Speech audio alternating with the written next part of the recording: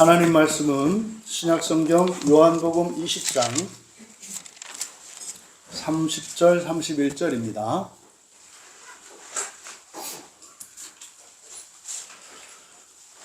찾으신 분들은 한 목소리로 함께 읽겠습니다.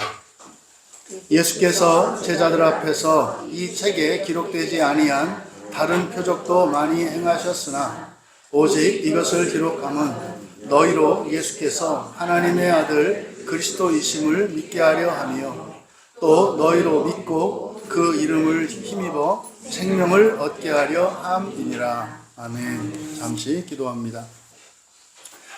진리의 영이신 성령님, 이 시간 주께서 말씀하신 이 기록된 이 말씀을 통해 생명의 진리가 선포되게 하시고 또한 듣는 모든 이들의 마음속에 믿음으로 심겨져 참으로 우리의 아버지 하나님이 창조주이시며 모든 순간 하나님의 말씀으로 창조하시는 분이신 것을 믿을 수 있도록 능력으로 역사하여 주시옵소서. 감사하며 예수님의 이름으로 기도하옵나이다. 거룩한 주일로 예배에 나오신 여러분 모두를 축복하며 환영합니다. 여러분들의 이 예배가 여러분 자신뿐만 아니라 여러분의 가족과 가문, 더 나아가 이 나라와 민족, 그리고 이 시대와 우주 전체, 더 나아가 모든 시대에까지 역사할 수 있는 넘치는 은혜가 있기를 진심으로 기대하며 축복합니다. 요한복음의 목적이라는 제목으로 말씀의 은혜를 나누고자 합니다. 우리는 종종 우리 눈으로 직접 본 것, 그리고 이해되는 것을 믿을 수 있다고 생각하기 쉽습니다. 하지만 사도 요한은 자신의 복음서를 마무리하면서 눈에 보이는 기적, 이런 표적이죠. 그 표적 너머에 있는 훨씬 더 영광스러운 진리로 나아가야 할 것을 말씀하고 있습니다. 요한복음 20장 이 30절 31절은 단순히 요한복음이 기록된 목적을 밝히는 그런 구절이 아닙니다. 이것은 보지 않고도 성경을 믿는 그 복된 믿음으로 나아가야 할 것을 가르쳐 주기 위한 말씀입니다. 요 30절과 31절 때문에 지금 현재 이 신학자들 중에 뒤에 나와 있는 요한복음 21장은 예수님의 말씀을 사도 요한이 기록한 게 아니라 다른 사람이 기록한 것이다라고 믿는 것이 대세가 되었습니다. 왜냐하면 요 30절과 31절이 요한복음을 기록한 목적을 적었기 때문에 마치 결론을 낸 것처럼 우리가 생각하게 된단 말이에요. 그래서 이렇게 목적을 다 밝히고 나서 21절에 보면은 그 후에 이렇게 되거든요. 그러니까 이거는 훗날 사도 요한이 아닌 다른 누군가가 이렇게 기록한 것을 여기에 갖다 붙였다. 이렇게 이해하고 있는 것이 오늘날 대부분의 신학자들의 생각입니다. 그런데 이제 오늘 설교를 들어보시면 아시겠습니다만은 성경을 정확하게 읽어내지 못하기 때문에 그래요. 그러니까 얼마나 목사님들이나 신학자들조차도 성경 원문을 보지 않는지를 알 수 있는 거예요. 그러니까 목사님들은 목회적 어떤 책임감 때문에라도 성경을 봐야 되겠고, 신학자들은 목사님들에게 바른 진리를 전해 주어야 하기 때문에 또 그 결코 목회자의 책임감에 뒤지지 않는 그런 막중한 책임감 때문에 성경을 봐야 할 텐데, 어쩌면 그렇게 놀라울 정도로 2000년 동안 성경을 보지 않는 것일까? 이해할 수가 없는 거예요, 사실은. 어떻게 이럴 수가 있는가? 그러니까 누누이 말씀드립니다만 성경을 읽고 성경을 설교하고 가르치고 하는 이런 일들은 굉장히 치열한 영적인 일이구나 라는 것을 깨닫게 되는 거예요.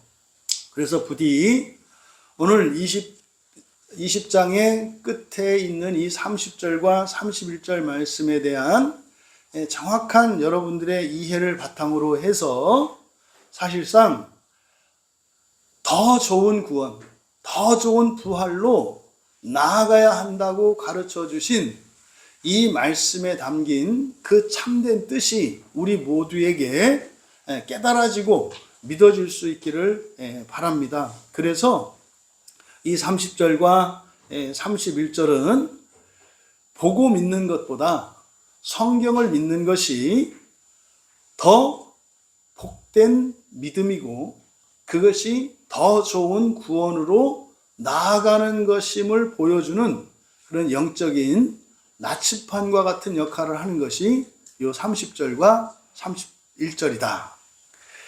이제 이 30절은 모든 표적을 다 기록하지는 않은 이유, 목적에 대해서 밝히고 있어요. 그러니까 단지 지금 30절과 31절을 퉁쳐서 요한복음을 기록한 목적에 대해서 쓰고 있다. 그렇지 않고요. 30절은 다 기록하지 않은 이유를 밝히고 31절은 그러면 다는 아니더라도 이렇게 특별히 선별된 것들만을 기록한 목적. 그래서 30절은 다 기록하지 않은 목적. 30절은 여기에 기록된 이것들만 기록한 목적. 이렇게 나누어서 설명하고 있는 겁니다.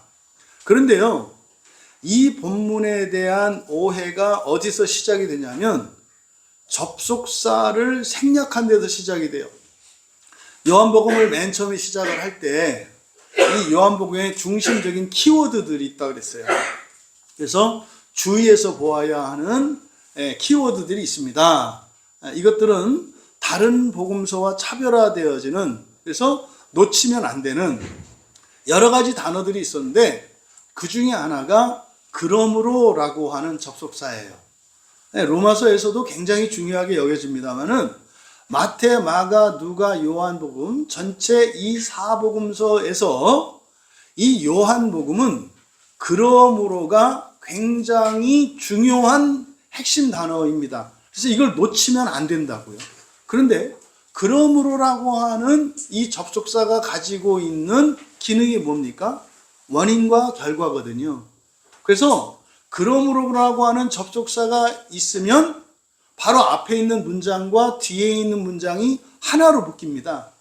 그런데 이걸 빼버리면은 이게 단절이 일어난다고요. 특히 그래서 이 30절의 경우에 그러므로가 빠졌기 때문에 사람들이 이게 요한복음의 끝이다 이렇게 얘기를 하는 거예요. 여러분, 제 생각으로는 그래요. 너무나 많은 신학자들이 이 부분 때문에 이게 답을 찾지 못하고 헤매고 있어요. 아니, 특히 이제 우리 개혁신학을 하는 우리 이제 총신이나 이쪽 장로교에서 뭐 이런 분들, 여기에 속해 있는 이제 목회자들 같은 경우에는 성경 전체가 오류가 없는 하나님의 말씀인 것을 믿는단 말이에요. 그런데 가르치는 선생님들이 주로 이제 외국에서 공부하고 들어왔는데 외국에서 공부하고 들어온 다른 분들이 거의 자유주의 신학적인 성경 연구 방법에 경도되어 있어요. 그러니까 배우기를 또 그렇게 배웁니다. 그래서 여기 지금 이 30절과 31절을 해석하지 못해서 이게 결론이다. 그러니까 자유주의 신학자들이 다 맞는 건 아니지만 이 요한복음만큼은 맞구나. 20장까지가 예수님의 말씀을 기록한 거고 21장은 후대에 다른 제자들이 넣은 거다. 여기 이제 거기에 이렇게 합의하려고 하는 이게 지금 거의 대세처럼 가고 있어요. 왜? 이게 지금 우리말 성경을 가지고 이렇게 보니까 그게 이해가 되거든요. 근데 이렇게 오해하는 이유가 뭐다? 접속사가 생략되어 있기 때문이다. 그러니까 30절과 31절은 요한복음의 결론이 아니에요.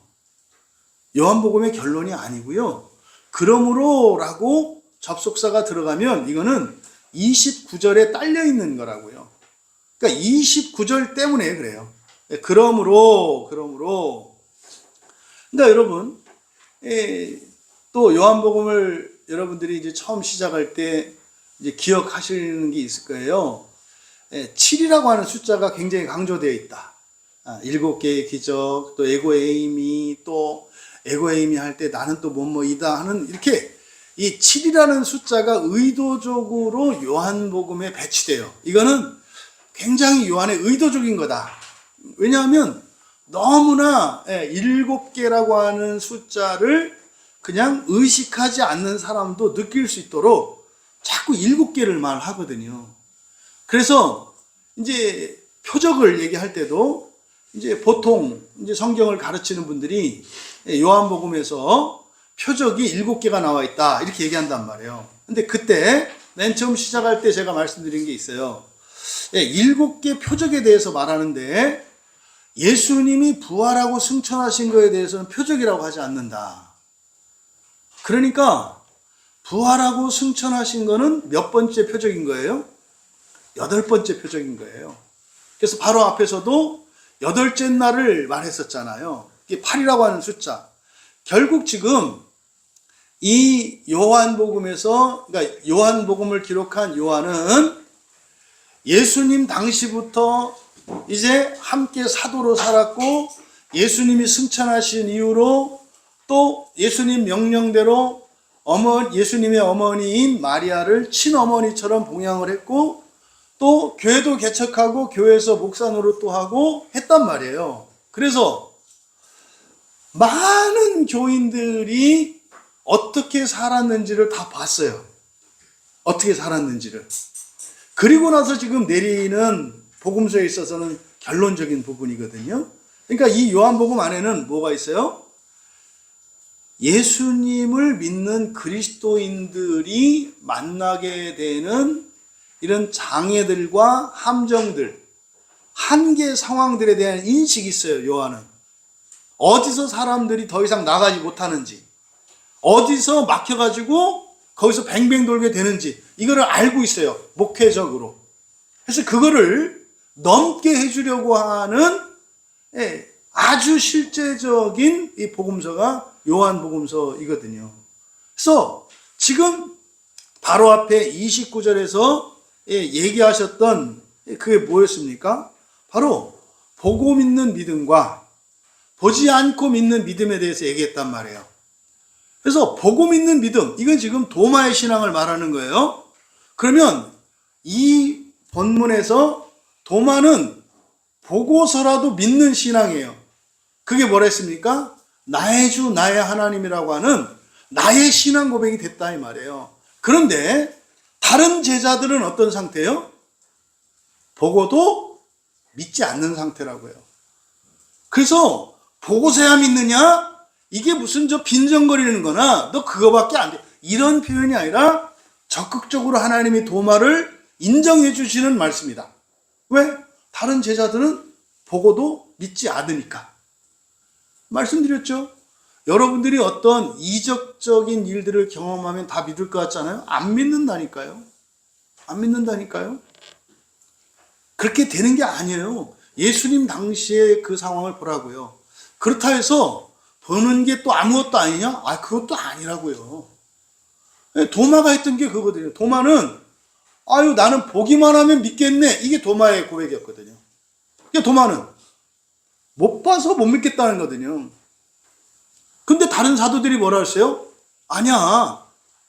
믿고 안 믿고가 아니라 다른 제자들이 하는 얘기는 뭐예요? 우린 봤어 이 얘기거든요. 우린 봤어. 도마는 봤는데 왜 안 믿어 이거거든요. 나는 봤으면 믿겠네. 아니 진짜라니까? 나도 진짜라고. 너 안 믿는다며. 아니 보면 믿겠다는 게 진짜라고. 아니 이 사람아 진짜로 봤다니까? 둘 다 진짜라고 얘기를 하는데 이 초점이 안 맞죠? 다른 제자들은 진짜로 봤다는 것만 얘기하는 거예요. 이게 오늘날 그리스도인들도 마찬가지예요. 교회 다녀요. 진짜래요. 예수 믿으면 구원 받는데요. 교회 다니면 좋대요. 근데 그러는 거예요. 근데 왜 안 믿어? 왜 그렇게 살아? 당신 나하고 그렇게 다르지 않잖아. 돈 많이 벌려고 그러고, 더 출세하려고 그러고, 더 폼 잡으려고 그러고, 더 열심히 해야 한다고 하고, 더 잘해야 한다고 하고, 당신이나 나나 다르지 않네? 아니야, 진짜 좋다니까? 아니, 좋은데 왜 그 모양이냐니까? 요 논쟁이에요, 논쟁. 그래서 예수님이 도마를 인정한 말씀인데, 앞에 도마를 어떻게 해요?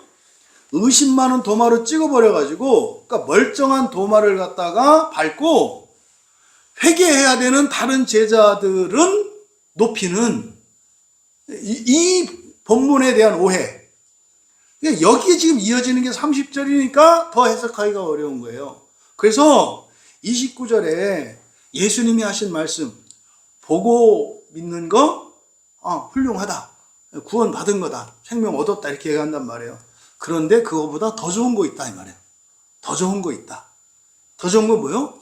보지 않고도 믿는 거다. 사실은 여러분, 이건 뭐냐면 표적신앙과 성경신앙에 대해서 말씀하시는 거예요. 어떤 표적이나 경험을 통해서 믿는 것과 성경을 믿는 것, 요걸 갖고 얘기하는 거다, 이 말이에요. 그러니까 기적을 보고 믿었느냐? 잘했다. 왜? 사도들도 안 믿어. 그런데 3년이나 예수님하고 같이 살면서 수많은 이적들과 이런 표적들을 봤는데도 불구하고 안 믿는 사도들보다, 야, 너는 그래도 네 기도응답 하나 들어줬다고 믿는 네가 사도들보다 낫다는 예수님의 평가예요. 그런데 거기서 만족하면 안 된다는 거예요. 그것보다 더 좋은 게 있다. 이거 뭐랬어요? 복된 믿음이 있다는 거죠. 복된 믿음. 이거를 나중에 요한복음을 기록해서 전해줬는데도 사람들이 못 알아들은 것 같아요. 그래서 이거를 다시 한번 요한계시록에서는 뭐라고 설명해요? 첫째 부활이라고 설명하는 거예요. 예수님이 먼저 가르쳐 줬어요. 부활이 두 종류가 있다. 심판의 부활이 있고 생명의 부활이 있다. 그런데 심판의 부활은 심판을 받고 부활하는 거, 지옥 가는 거예요. 지옥 갔다가 하나님 나라 가는 거, 이게 심판의 부활. 생명의 부활은 심판을 받지 않고 하나님의 은혜로 지옥을 거치지 않고 부활하는, 하나님 나라에 들어가는 부활이 있다. 이게 예수님이 가르쳐 주신 생명의 부활, 심판의 부활이에요. 못 알아들은 거예요, 사람들이. 그래서 요한복음 끝에서 지금 29절에 다시 한번 요한이 그걸 설명하는 거예요. 예수님이 하셨던 말씀을. 보고 믿는 그 믿음, 이게 구원받는 믿음이에요. 그런데요, 보지 않고 믿는 믿음, 복된 믿음이 있다는 거예요. 그러니까 이게 뭡니까? 보고 믿는 믿음은 심판의 부활을 말하는 거고요. 보지 않고 믿는 복된 믿음은 생명의 부활을 말한다는 거예요. 그래서 이 정도면은 됐겠지라고 생각을 했겠죠. 그런데 요한계시록에 가서 새로운 단어를 만들어내는 걸 보니까 사람들이 그거를 받아들였다, 안 받아들였다? 안 받아들였다는 걸 알 수 있어요. 그래서 계시록에 가서 다시 한번 또 설명을 한단 말이에요. 알았다면은 똑같은 말을 가지고 반복을 했을 거예요. 니네 그거 알잖아, 이렇게. 근데 그게 아니라 새로운 용어로 설명을 하는 걸 보니까 못 알아듣는 거죠. 바로 이 부분이에요. 그래서 지금 여기 30절의 시작은 그러므로로 시작을 해요. 그러므로. 이게 이제 헬라어로 운이라고 하는 접속사거든요. 근데 이제 아예 없어요. 그러니까 여러분들이 지금 가지고 있는 그 베들레헴 성경 어플에도 이렇게 보시면은 단어 자체가 아예 빠져 있어요. 그러므로라고 하는 말이. 그래서 이 30절은 29절과 연결되어 있는 겁니다. 그래서 그러므로, 그러니까 그러므로가 뭐예요? 보지 못하고 믿는 자들은 복되다라고 하는 29절. 그러므로 이렇게 되는 거예요. 그러므로 실제로 요 말도 이제 우리말 성경에 생략되어 있어요. 그러므로 실제로라고 하는 이게. 그래서 그러므로 실제로 예수님께서 그의 제자들 앞에서 많은 표적들을 행하셨다 이렇게 돼요.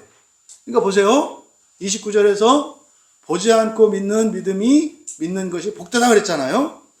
근데 그러므로 제자들 앞에서 많은 표적을 행하셨대요. 그러니까 표적을 행하신 것은 무엇을 위해서 표적을 행하셨다는 거예요? 보지 않고 믿는 복된 믿음을 위해서 행하셨다는 거예요. 그러니까 표적을 행하신 것은 뭐다? 그냥 신용을 쌓은 거다 이 말이에요. 내 말은 믿을만해. 나는 믿을만한 사람이야. 라고 하는 것을 입증하기 위해서 많은 표적들을 제자들 앞에서 행하셨다 이 말이에요. 그러니까 이 표적들은 메인 이벤트가 아니에요. 본론이 아니에요. 진짜는 뭐예요? 표적들을 통해서 믿게 하시려고 하는 이것. 이게 핵심이다 이 말이에요. 이게 30절의 상반절이에요. 상반절. 그러므로 실제로 예수님께서 그의 제자들 앞에서 많은 표적을 행하셨다. 그러니까 많은 표적을 행하신 원인이 뭐다? 보지 않고도 믿는 복된 믿음을 가지게 하기 위해서 표적을 행한 거다 이 말이에요. 그런데 그것들이 모두 이 책에 기록되어 있지는 않다. 이게 지금 결론이 아니에요. 이 내용은 이제 뒤에 21장에 가서도 이제 반복해서 예수님이 행하신 이 기적들은 다 기록될 수 없다. 21장 끝에 가보세요. 21장의 마무리. 요게 결론이에요. 예수께서 행하신 일이 이외에도 많으니 만일 낱낱이 기록된다면 이 세상이라도 이 기록된 책을 두기에 부족할 줄 아노라. 이게 이제 끝나는 부분이고요. 여기 지금 30절은 무엇을 설명하기 위한 거라고요? 29절을 설명하기 위해서 연결된 거다 이 말이에요. 그러니까 31절에서 끝나는 부분이 아니다. 그러면 바로 예수님께서 제자들 앞에서 행했던 많은 표적들은 무엇을 위한 거다? 보고 믿고 그리고 보지 않고도 믿을 수 있도록 하기 위한 수단이었다. 이렇게 말씀을 드리는 거예요. 말씀하신 거예요. 그래서 사실은 무엇을 얘기하려고 하시는 겁니까? 부활이에요. 부활이라고요. 부활은 지금 보여줄 수가 없어요. 부활은 지금 볼 수 없다고요. 만약에요, 예수님이 부활하신 것을 딱 다 보면 어떻게 되는 거예요? 끝나는 거예요, 세상은. 부활은 끝이거든요. 그러니까, 이상하네. 부활절 주일에 목사님은 또 예수님이 부활 안 했다고 하시네. 부활은 여러분, 시작을 하셨죠. 부활의 시작은 뭐예요? 죽은 자가 살아나는 게 부활의 시작이에요. 죽은 자가 살아나는 게. 그래서 예수님이 무덤에서 장사되었다가 살아나신 것은 부활의 시작이에요. 아직 부활이 다 이루어진 것은 아니에요. 그것을 성경에서는 뭐라고 표현한다? 하늘 보좌 우편에 앉아 계시다라고 표현한다. 그러니까 하늘 보좌 우편이라고 하는 것은 완전한 부활이 아닌 상태. 하지만 완전히 부활한 것과 같은 권능과 영광을 가진 상태. 이게 지금 이미와 아직을 나타내는 표현이에요. 예수님의. 그래서 사실상 이 세상에서 맨 마지막에 부활하시는 분이 누구세요? 예수님이세요. 맨 마지막에 부활의 마침이 되시는 것이 예수님이다 이 말이에요. 그래서 먼저 된 자가 나중된다라고 했을 때 부활의 첫 열매가 예수님이시잖아요. 그래서 마지막으로 읽는 것도 누구세요? 예수님이시라고요. 왜요? 다 마무리하셔야 되니까. 마무리하셔야 되니까. 그래서 바로 예수님이 보여줄 수 있는 표적들은 극히 제한적이고 또 무덤에서 살아난 것도 기적이고 승천한 것도 기적이고 표적이잖아요. 근데 그것을 표적이라고 하지 않은 이유는 뭐다? 아직 부활이 완성되지 않았기 때문에. 그러니까 부활은 표적으로 보여줄 수가 없어요. 부활은 믿어야 되는 거고 소망해야 되는 거예요. 그래서 많은 표적들을 보여주신 목적이 뭐다? 부활을 믿게 하기 위한 것이다. 그래서 이게 8번째 표적이라고요. 그러니까 7에서 8로 넘어가지 못한 인류사. 그래서 8로 넘어가게 하기 위해서 기록된 것이 성경이다라고 말씀하는 거다 이 말이에요. 그래서 보지 않고 믿는 복된 믿음이라고 하는 것은 결국 무엇을 얘기하는 거다? 성경을 믿는 걸 말해요. 성경의 모든 말씀을 전적으로 믿는 것을 보지 않고도 믿는 거다. 그래서 표적을 보고 믿는 것보다 그런 표적을 보지도 않았는데 성경만을 보고 믿을 때 이것이 더 복된 것이다 라는 것을 가르쳐 주신 겁니다. 그러니까요, 표적신앙에서 뭐 해라? 성경신앙으로 넘어가라. 그게 더 복되다. 아니 그러면 예수를 믿고 구원받았으면 됐지. 더 복되다는 게 뭐냐? 이게 예수님의 말씀을 빌자면 무슨 부활이다? 생명의 부활이다. 생명의 부활이다. 이거를 히브리서에서는 뭐라고 한다? 더 좋은 부활이라고 한다. 네, 로마서에서는 1등 하는 거예요. 멸류관 받는 거라 그래요. 승리하는 자라고 해요. 그리고 요한계시록에서 첫째 부활이라고 이야기한다. 그러니까 여러분들이 종종 이런 어떤 경험들이 직접적인 경험이 없어서 그 경험해보고 싶어 하는 거, 그거 나쁜 거 아닙니다. 그거 나쁜 거 아니에요. 이런 거죠. 맨날 그 지갑에 10,000원짜리만 갖고 다니는 사람이, 지금 10,000원 하면 안 되겠네요. 50,000원짜리만 갖고 다니는 사람이 나도 주머니에 딸랑딸랑딸랑 동전 좀 갖고 싶어 하는 거. 근데요, 없어도 그만 아니에요. 근데 갖고 싶을 수는, 있다. 그러니까 어떤 그 표적이나 이런 어떤 신앙 체험이나 이런 것들을 하고 싶어 하는 거, 그럴만하다. 그런데 그것 때문에 여러분의 신앙이 뭐 의심받거나 헷갈려가나 이럴 건 아니다. 아니 지갑에 50,000원짜리가 꽉 찬 사람이 동전 없다고 불안해 한다는 게 말이 되느냐 이 말이에요. 근데 그런 일이 너무 많이 일어나고 있죠. 네, 그런 일이. 그러니까 고신교단에서 어떤 목사님을 이단으로 정죄했는데요. 그 이단으로 정죄한 그 공식 문서를 보니까 이단으로 정죄한 이유가 너무 부활을 강조해서라고 해요. 고신이에요, 고신. 딴 데도 아니고. 고신에서 너무 부활을 강조해서. 이게 깜짝 놀랐어요. 그러니까요, 이제 진짜로 갈 때까지 다 갔구나. 합신, 또 이제 교단 까야지. 합신. 그러는 거예요. 하나님 나라가 진짜로 이루어지는 것을 믿는 사람이 지금도 있대요. 이제 제가 알기로는 그래요. 합신 교수님들이 다 그렇게 가르치니까. 합신 교수님들은 무천년주의를 가르치거든요. 이제 무천년주의가 뭐냐면 그 요한계시록 20장에 나오는 그 1000년의 통치기간, 완전한, 그래서 신자가 부활해서 살아가는 폼나는 인생의 시대에 그거를 믿으면 이거는 문제 있는 신앙이라고 가르쳐요. 합신에서는. 지금이 천년왕국이라고 가르쳐요. 지금 천년왕국 맞아요? 그러니까 합신에 가서 내가 목사 안수를 받을까 했나 봐.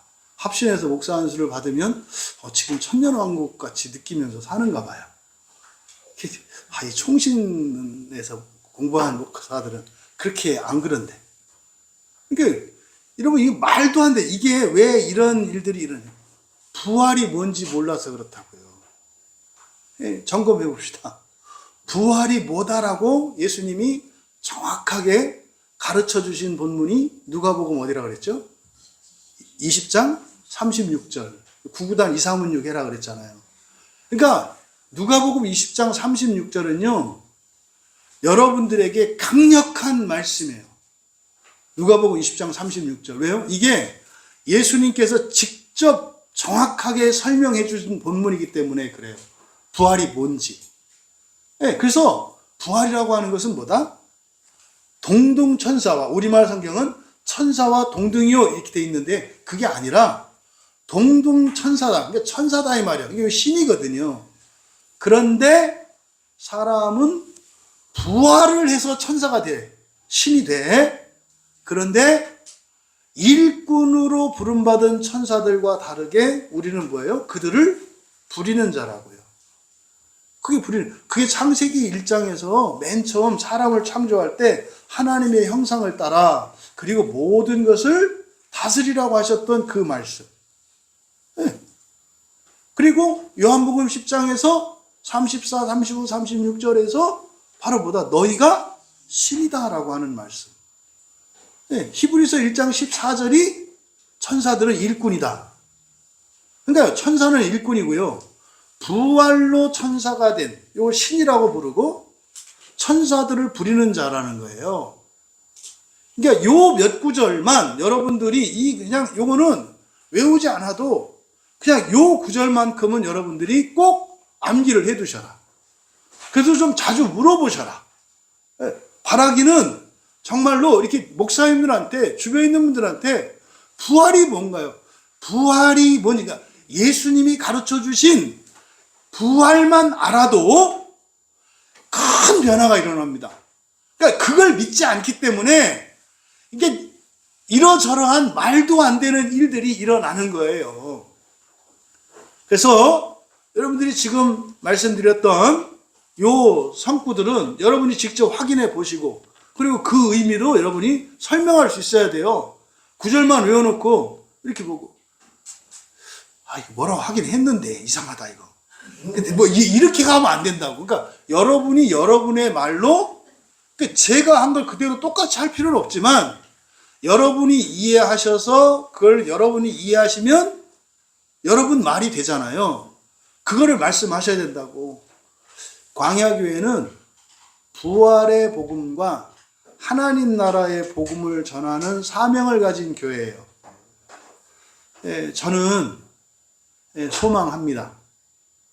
우리의 사명이 열매 맺는 그것을 저는 소망합니다. 확실히 이루어집니다. 그거는 하나님의 뜻이라고 저는 봐요. 그러지 않고는 우리가 이렇게 할 수가 없어요. 이거는 정말 하나님 은혜다. 이런 생각을 해요. 본문으로 돌아가서 그래서 결국 뭐다? 보지 않고 믿는 믿음이라고 하는 이것은 성경 믿는 것을 말한다 이 말이에요. 성경을 믿는 것. 성경을 가지고 믿는 것이 복되다. 그럼 뭡니까? 성경이 있는 이유는 무엇을 위해서 있다? 첫째 부활을 위해서 있다 이 말이에요. 첫째 부활을 위해서 있다. 이게 여러분 이미 많은 분들이 얘기하는 건데 이게 섞여 있는 것 뿐이에요. 보통 교회에서 기독교에서 구원이라고 할 때 그 구원은 어떤 의미죠?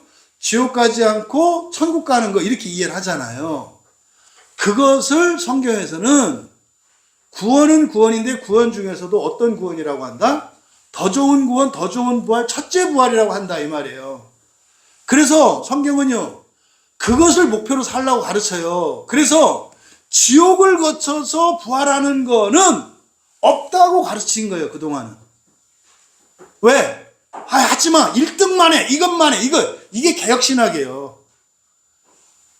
첫째 부활을 향해서 살아라. 이게 개혁신학이라고요.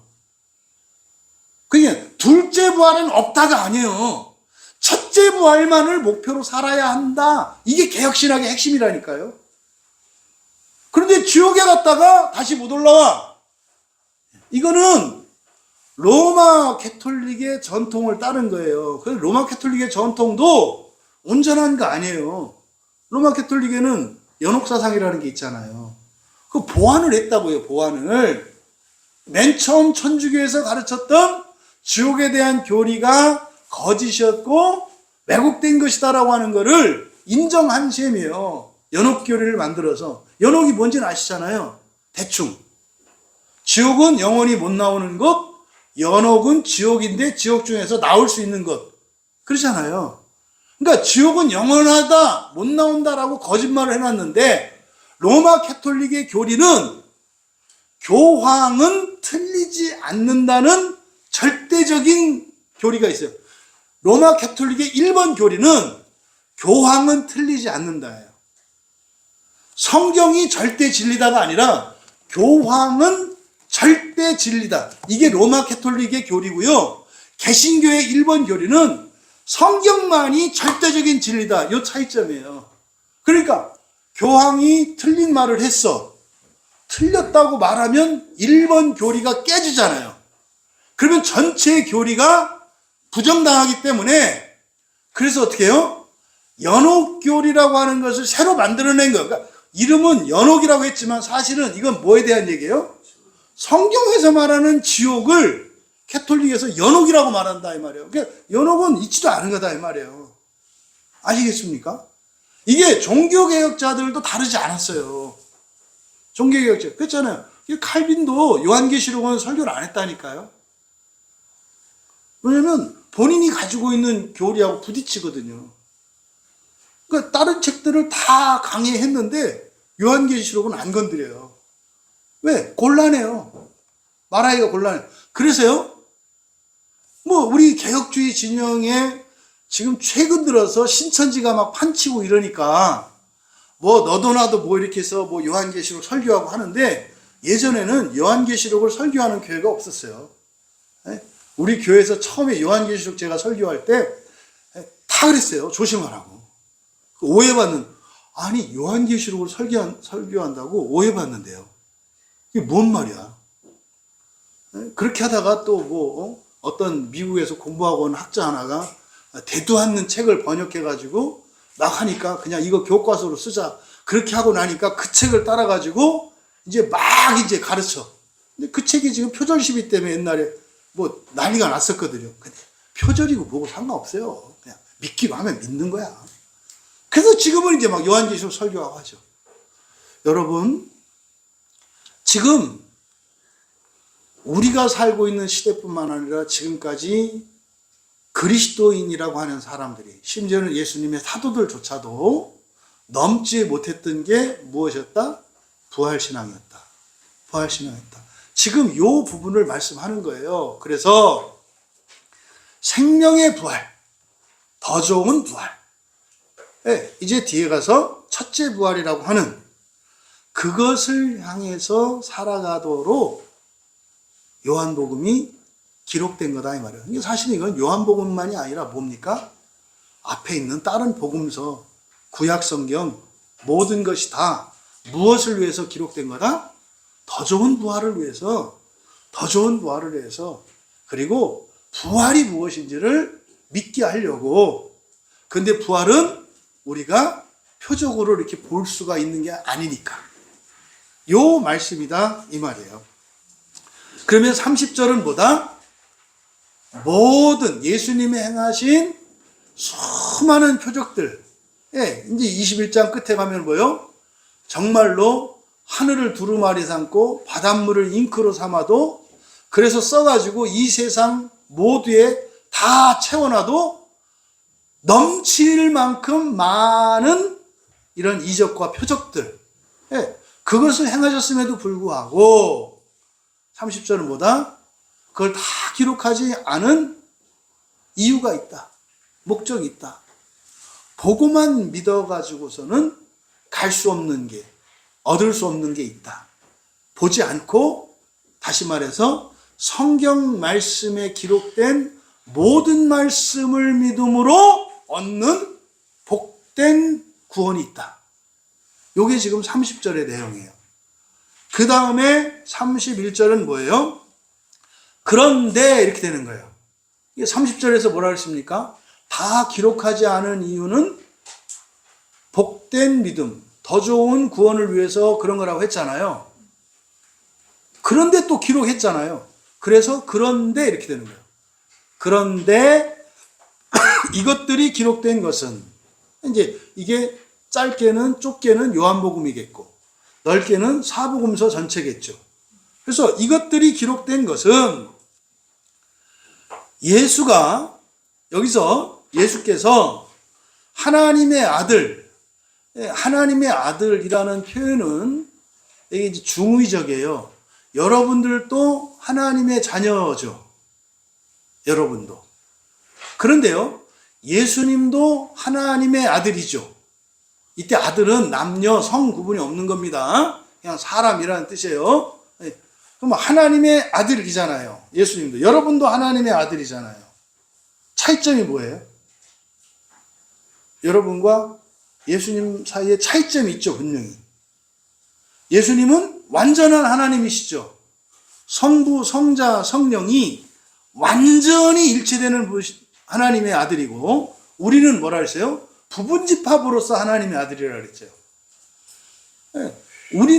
우리 전체가 하나님이에요. 왜? 우리가 하나님 안에 있기 때문에.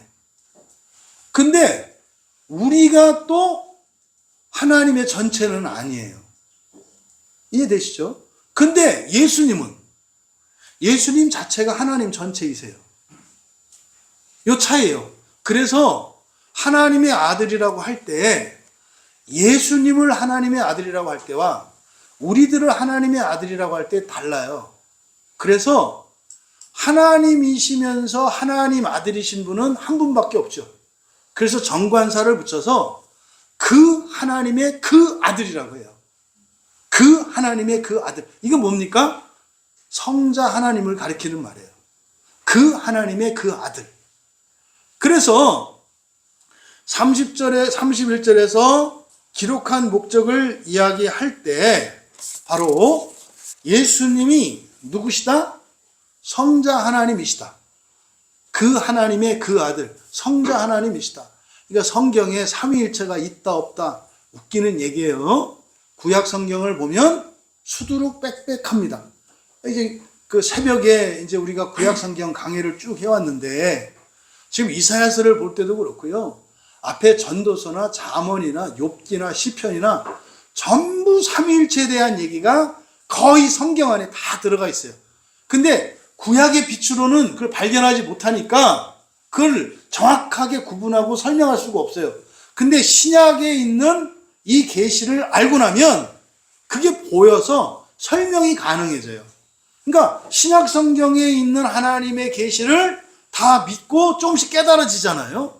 그러면 구약 성경에 가려져 있던 이게 모호했던 이런 경계들과 이런 구분들이 다 나타나요. 그래서 여러분 유대교의 역사 속에서 가장 위대했던 랍비도 저만큼 구약 성경을 알지 못해요. 문자나 이런 스토리는 더 많이 알 수 있겠지만 그 깊이에 있어서는 저하고 잽이 안 돼요. 여러분하고도 잽이 안 돼요. 응? 잽이.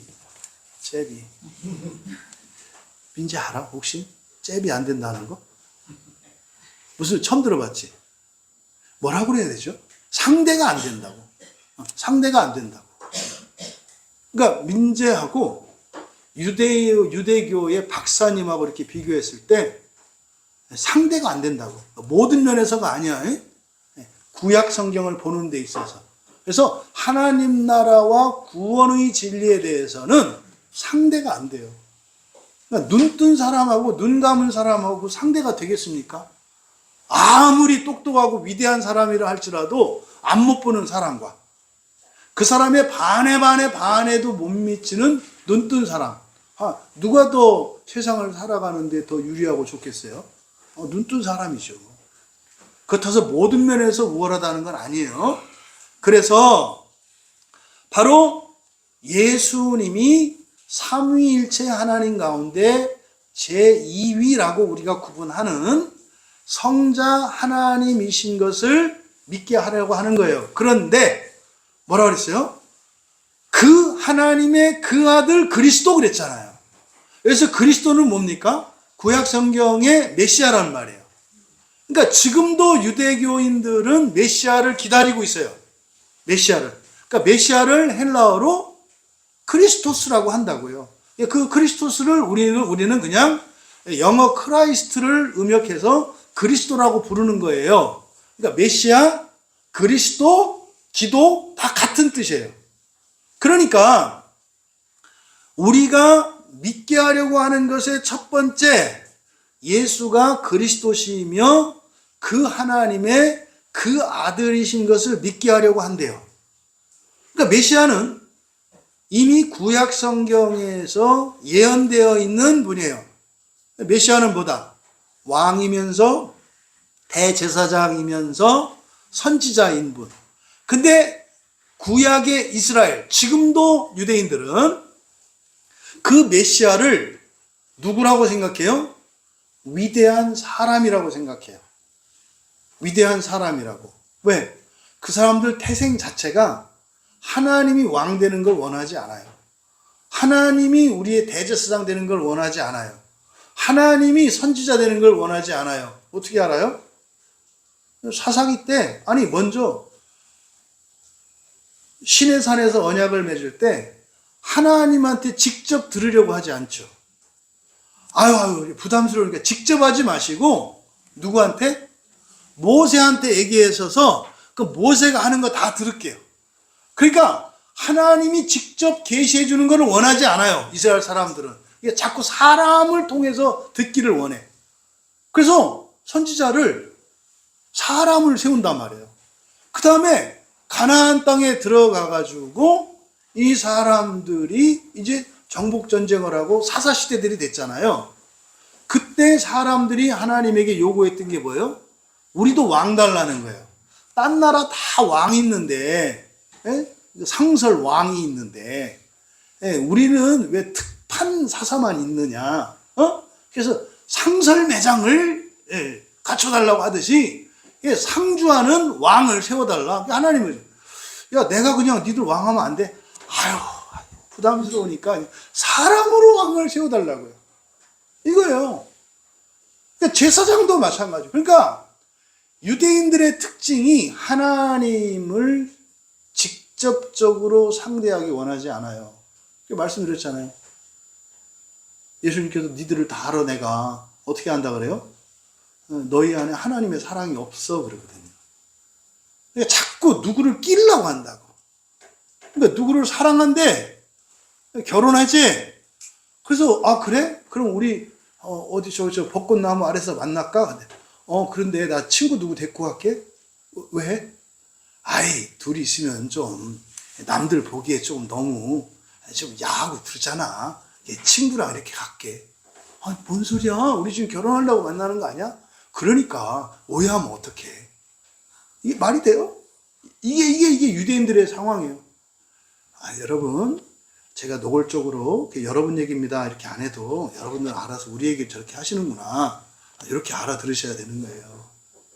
하나님과 여러분 사이에 얼마나 많은 검문소가 있냐고요. 사람, 인격, 학벌, 이게 얼마나 많아요. 요게 있어야 하나님하고 통하잖아요.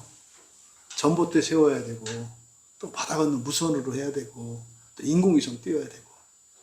여러분, 이게 이스라엘의 특징이에요. 그래서 그들이 메시아를 기다리긴 기다리는데 메시아를 누굴로 알고 있다? 위대한 사람인 줄 알아요. 그래서 위대한 목사인 줄 알아요. 우리들의 신앙은 위대한 신학자, 위대한 목사, 위대한 인격자가 있어야 우리가 신앙생활을 잘할 수 있다고 생각한다고요. 여러분, 바울이 왜 사도가 됐을까요? 바울이 사도된 이유. 우리가 바울이 사도된 이유, 바울이라고 하는 사람을 우리가 특징 지을 때 두 가지예요. 인간적으로 너무나 뛰어난 사람. 천재에 가까운 사람이거든요. 네? 지금 우리나라로 말하면, 공부로 말하면 서울대학교 거의 수석한 사람이에요. 바울이, 인간적으로 보면은. 그런데 또 성경을 통해서 우리가 알 수 있는 바울에 대한 정보는 뭐예요? 기독교인들을 가장 박해했던 유대교인이에요. 그러면 이 둘 중에 무엇이 바울이 사도된 이유일까요? 둘 다 하시자고? 아니에요. 바울이 자신을 뭐라고 고백해요? 죄인 중에 괴수로. 이건 뭐예요? 나는 나쁜 놈이야, 이런 뜻이 아니에요. 내가 사도된 이유는 뭐예요? 죄인 중에 기독교인들을 박해하고 이랬기 때문에 제가 사도된 거예요. 한 번도 바울 사도는요, 사도된 것에 대해서 후회하지 않고 자랑스러워요. 하지만 사도 직분에 대해서 자기가 자랑스러워했지, 사도된 자기에 대해서 자랑스러워하지 않아요. 왜? 그랬으면 내가 사도 되지도 못했거든요. 이걸 여러분들이 기억하셔야 돼요. 그래서 사람들은 끊임없이, 그러니까 이때 당시의 사람들은 우리의 구세주는 위대한 사람이라고 하는 믿음이 있어요. 2000년 동안 구약의 이스라엘 백성들이 그런 생각을 가지고 있었다고요. 그래서 뭐라고 한 거예요? 그리스도는 그리스도인데 사람 그리스도가 아니라 뭐다? 성자 하나님 그리스도다. 이게 넌센스예요.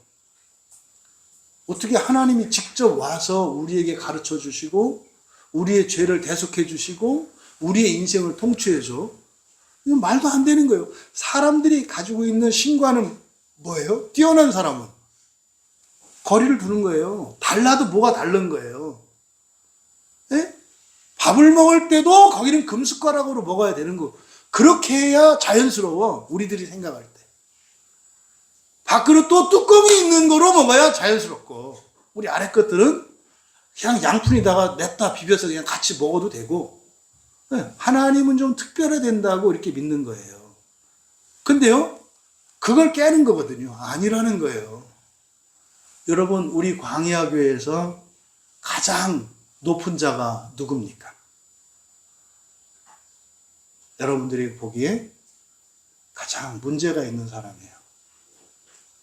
이게 교회와 세상의 역발상이에요. 가치가 완전히 전도되어 있어요. 교회에서 가장 높은 사람은 사람들로 보았을 때 가장 낮은 사람이에요. 근데요, 안 믿죠. 안 믿죠. 그러니까 이 세상의 정신을 가지고 교회 안에 들어와서 교회를 하나님 말씀대로 교회를 세우는 게 아니라 세상의 가치를 따라 교회를 세워가려고 한다 이 말이에요. 그래서 바로 그리스도이신 것과 그 하나님의 그 아들인 이것은 바로 유대인들이 넘지 못했던 한계고, 이거는 사람들이 넘지 못하는 한계인 것을 가르쳐 준 거예요. 이게 지금 바로 여전히 살아나신 예수님을 보았음에도 불구하고 두려움에 갇혀서 집안에서 벌벌 떨고 있는 그 제자들의 상태. 그런데 지금 믿게 하려고 기록한 목적은 뭐예요? 도마처럼 되는 거예요. 도마처럼 되는 거라고요. 나의 주, 나의 하나님. 그러니까요, 나의 모든 것을 다 걸고 오직 예수 그리스도만을 따라서 가기로 하는 거. 이게 나의 주, 나의 하나님, 나의 신앙 고백이에요. 하나님은 위대하시다. 이 신앙 고백, 훌륭하다. 훌륭하다. 근데 베드로가 신앙 고백했을 때 예수님이 뭐라 그랬어요? 그거 네가 한 게 아니고 뭐다? 아버지가 성령을 통해서 가르쳐 준 거야. 그게 뭐야? 너의 신앙 고백이라기보다는 뭐다? 하나님의 은혜로 그냥 주어진 것이고, 너희들이 나아가야 할 바는 그건 하나님이 주신 믿음이고, 너희들의 믿음으로 너희들의 신앙 고백이 있어야 한다. 그래서 복음서의 마지막이 도마의 신앙 고백으로 끝난다니까요. 신앙 고백에 있어서는. 그래서 성경 전체의 복음서에서 그 열매랄까? 그게 누구예요? 도마예요, 도마. 나머지는 아직 나의 신앙 고백으로까지도 가지 못했다 이 말이에요. 그래서 바로 그 하나님의 그 아들이신 그리스도인 것을 믿게 하려는 거. 그럼 보세요. 사람이 사람 그리스도라면 그 사람 그리스도가 우리에게 줄 것은 뭐겠어요? 이 세상에 있는 거, 사람에 관한 거겠죠. 그러니까 하나님 그리스도가 우리에게 줄 것은 뭐겠어요? 하나님 나라와 하나님 되는 거겠죠. 이걸 설명하는 거예요. 왜 너희들은 교회 나올 때 그저 이 세상 먹고 사는 것만을 위해서 나오는가? 그거는 내가 알아서 해줄게. 너희들이 힘써야 될 것은 그게 아니라 너희들은 뭐다? 부활을 위해서, 하나님 나라를 위해서 살아. 그러면 사람으로 사는 일에 대해서는 내가 해줄게. 바꿔서 하자. 예수님이 죽고 우리가 살았잖아요. 그러니까 예수님이 하시는 일을 너희가 하라는 거예요. 내가 너희가 할 일을 할게. 여러분 자녀들 문제, 여러분 가정 문제, 먹고 사는 문제, 노후 문제 하나님이 하시겠대요. 뭐 하면? 바꿔서 하자는 거예요. 근데 여러분 뭐라고 하는 거예요? 부담스러우니까 각자 하시자고 이러는 거예요. 근데 그게 뭔 말인지 아니? 그러면 심판을 받아야 된다는 얘기인데 그게 뭔 줄 알아? 요거 설명하는 거예요. 요거 설명. 바꿔서 하자는 거야. 바꿔서. 요거죠. 그러니까 자녀하고 부모예요. 자녀들은 뭐예요? 엄마 아빠가 수고하니까 알바하는 거 아니에요. 나가서 편의점에서 주유소에서. 왜? 엄마 아빠 너무 힘드니까 도와드리려고.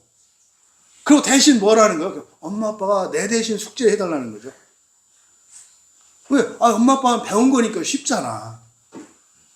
그러니까 서로를 위하니까 좋지 않냐 이거요. 근데 부모는 뭐라 그래요? 아니 돈 벌고 이거 내가 할 테니 우리가 할 테니까 넌 공부만 하면 안 되겠니? 부담스럽다는 거예요. 엄마 아빠 고생하는 걸 보고 어떻게 자식된 도리를 그렇게 하냐 이거. 그러니까 내가 돈도 좀 벌고 이렇게 하겠다는 거지. 그러니까 이렇게 하지 말고 서로 나눠서 하자. 뭐 이런 얘기죠. 응? 그러니까 여러분 이게 지금 뭐 그냥 신앙의 문제만이 아니라 우리네 인생살이에 그대로 적용이 돼요. 원리라는 거는요. 모든 곳에 모든 경우에 다 적용되는 거예요. 근데 그게 그건지 이해하지 못하니까 그를 모르는 거죠. 그러니까 바로 그 하나님의 그 아들, 그 하나님의 그 아들 그리스도라고 하는 이 의미. 제발 너희들 예수 믿고 교회 다니는데 이 세상살이에 뭐 이런 거 그건 인간 그리스도가 하는 거야. 그게 아니라 교회는 그런 곳이 아니야. 너희들의 부활과 첫째 부활을 그리고 하나님 나라 이 얘기는 이 세상 사는 거 신경 쓰지 말고 오직 그것만을 위해서 살아라가 아니라 그랬죠? 그 안에는 다 포함되어 있다니까요. 왜? 하나님이 해주신다니까요. 그러니까 여러분들이 하나님을 얼마나 못 믿나 봐요.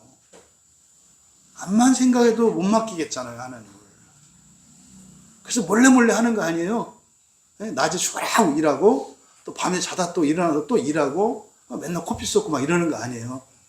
또 여러분이 또 착하고 예의 바르니까 한번 표현도 안 내잖아. 한 번도 하나님한테 뭐라 한 적 없잖아요, 그죠? 대신 이제 알아서 묵묵히 도와드릴 뿐이 왜? 하나님 체면은 살려드려야 되니까. 그게 불신앙이고 교만이에요. 여러분의 인생이 위험할까요, 과연? 여러분들이 하나님의 언약을 붙들고 예수님을 믿고 살아간다면 절대 위험하지 않아요. 절대로 안전해요. 절대로 안전해요. 근데 위험한 건 뭐예요? 여러분들이 예수님을 믿고 성경을 믿고 하나님을 믿는 게 아니라 여러분의 판단을 믿고 여러분의 감정을 믿고 가는 게 그게 위험한 거예요. 무모한 거예요, 그게. 두 번째로 또 너희로 믿고 그 이름을 힘입어 생명을 얻게 하려 함이라. 힘입어 이런 말 없어요. 그냥 아주 가위표로 이렇게 찢어질 정도로 이제 싹 이렇게 가위표 하세요.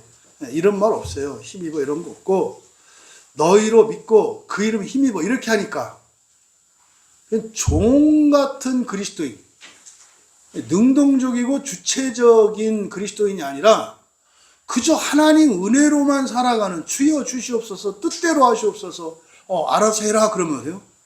아유 주의 뜻대로 하겠사오니 말씀만 하옵소서. 그 뭐요? 주의 뜻대로 하겠사오니 말씀만 하겠소. 그럼 말씀하는 대로 하면 되는 거 아니에요? 그래? 그러면 알아서 해라. 아니, 주의 뜻대로 하겠다는데 알아서 하라니. 알아서 하라는 게 내 뜻이야? 아니, 그건 내 뜻대로 하라는 거지 않습니까? 아니지 않습니까? 네 뜻대로 사는 게 내 뜻이라니까? 그건 내 뜻이 아니지 않습니까?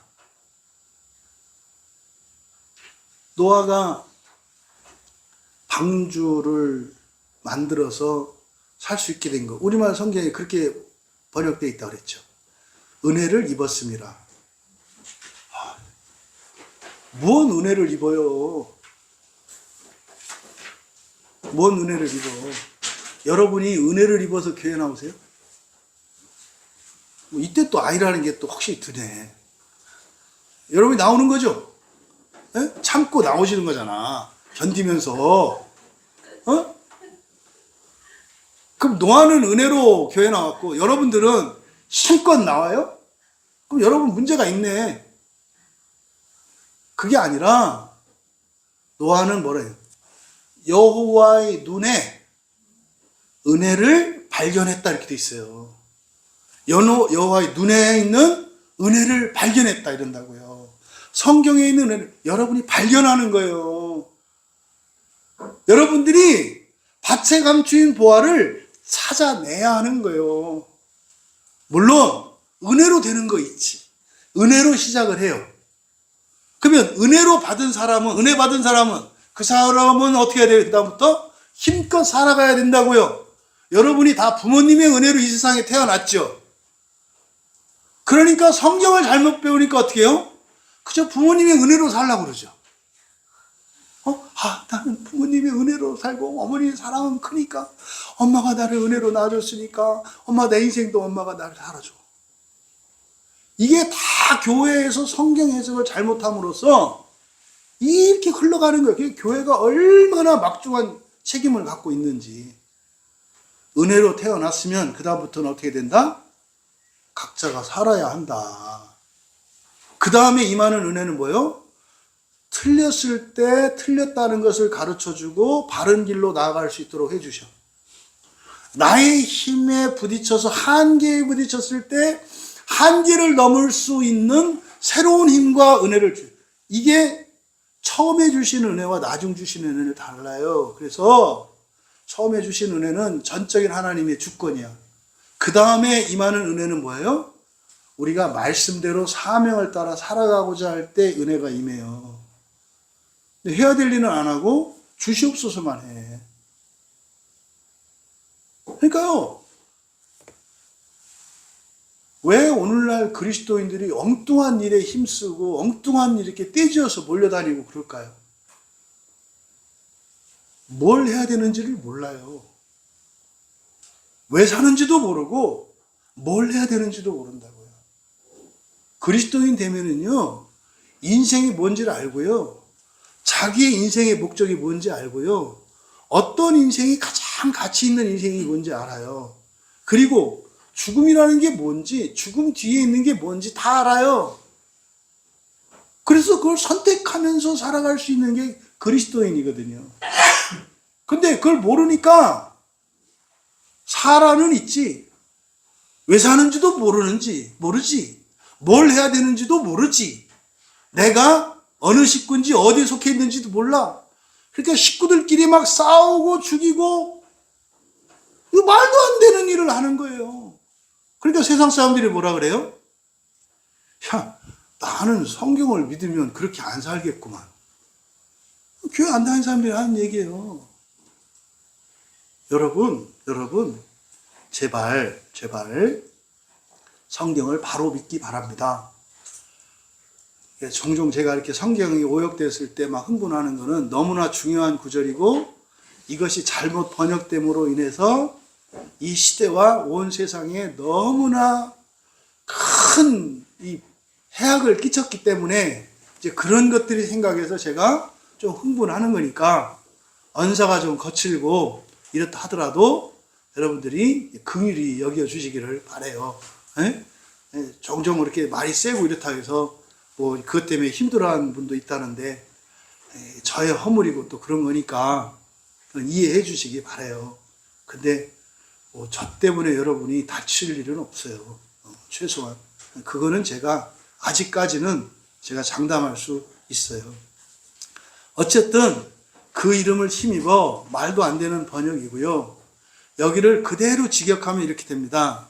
너희가 믿으면서 그 이름 안에서 생명을 얻게 하려 함 또는 소유하게 하기 위함이다. 또 너희가 믿으면서 그 이름 안에서 생명을 소유하게 하기 위함이다.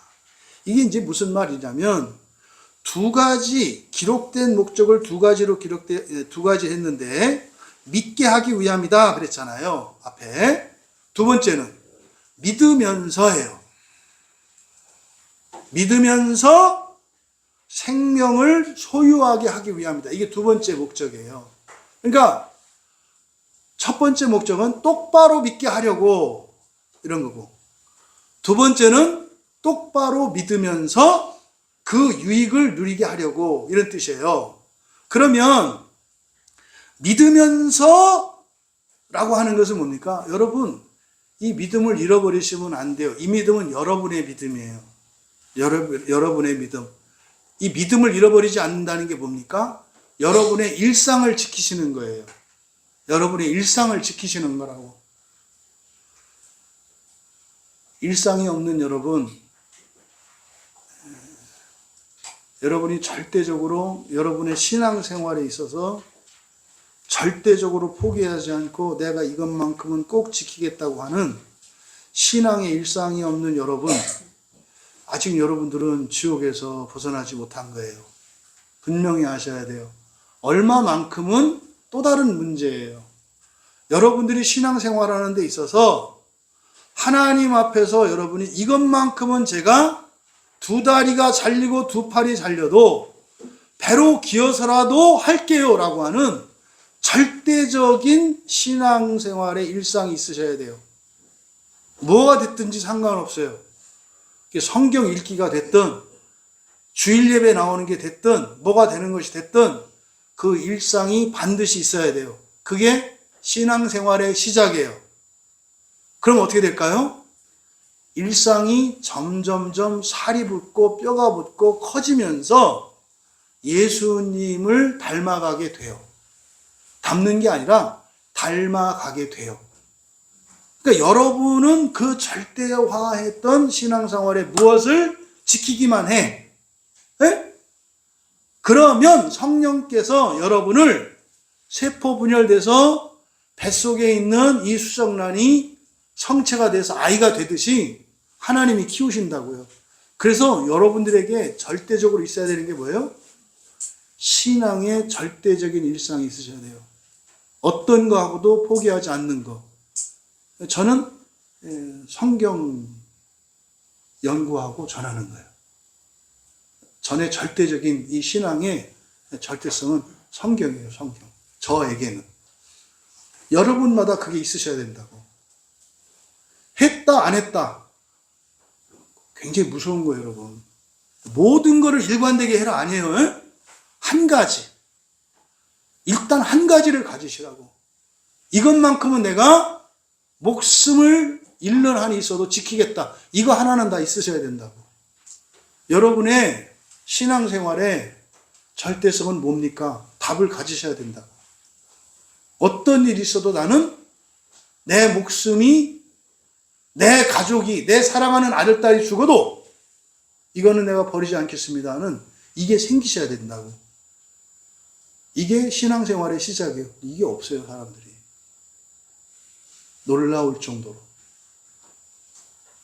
그 얘기는 여러분들이 아직 지옥으로부터